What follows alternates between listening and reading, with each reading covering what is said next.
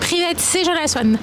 Didier Deschamps vient de quitter la tour de DF1 après avoir annoncé sa liste de 25 joueurs pour l'Euro 2024.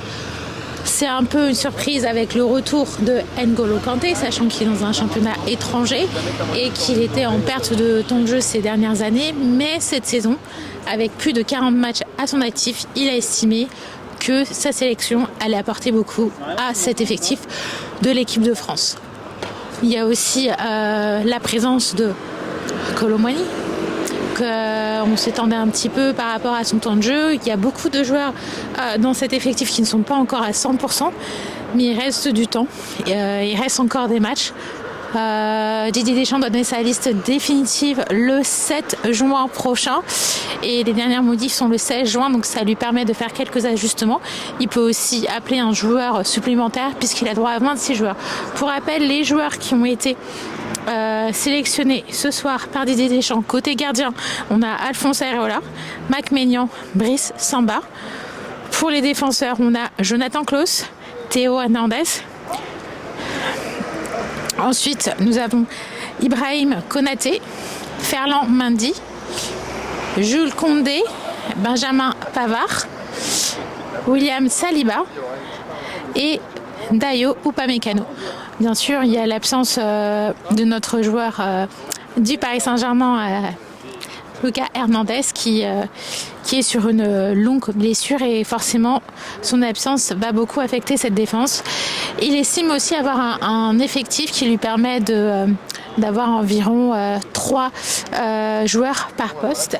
Côté milieu de terrain, on a Eduardo Camavinga, Youssouf Fofana, Antoine Griezmann, N'Golo Kanté, que je parlais un peu plus tôt, Adrien Rabiot, Aurélien Tchouaméni et Warren Zaïre-Emery qui avait fait une déclaration justement sur le journal de TF1 pour cette sélection pour l'Euro. Il avait d'ailleurs également annoncé que son bac serait reporté justement au mois de septembre pour être focus sur l'Euro.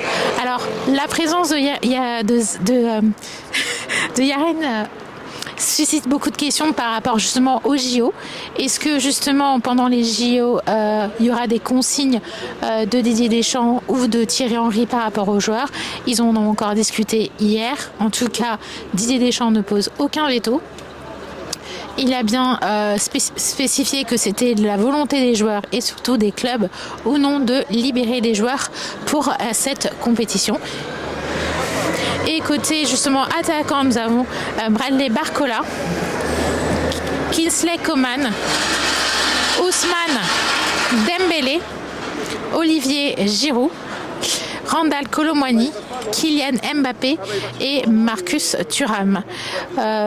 Didier Deschamps a rappelé qu'il fut un temps qu'Olivier Giroud avait quelques difficultés justement à Chelsea, il était beaucoup sur le banc et qu'il a quand même appelé, il a été performant en équipe de France. Il a fait ce petit rappel face aux questions justement sur la sélection de Randal Kolo Muani, tout simplement en équipe de France. Est-ce que le joueur du Paris Saint-Germain aura besoin de 7 € pour être titulaire et gagner en confiance?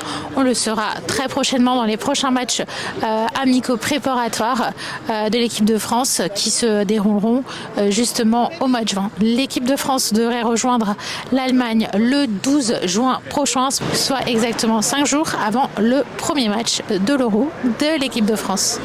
Lors de la conférence de presse, beaucoup de questions ont été posées, notamment j'ai évoqué le fait que le coach, est-ce qu'il avait changé de mentalité? Il a dit qu'il s'adaptait à la situation puisqu'il avait pour habitude plutôt de prendre des joueurs qui sont à 100% opérationnels.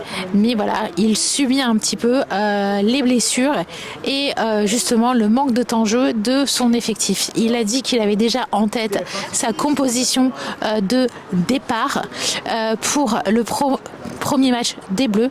Mais bien sûr, il ne l'a pas du tout dévoilé.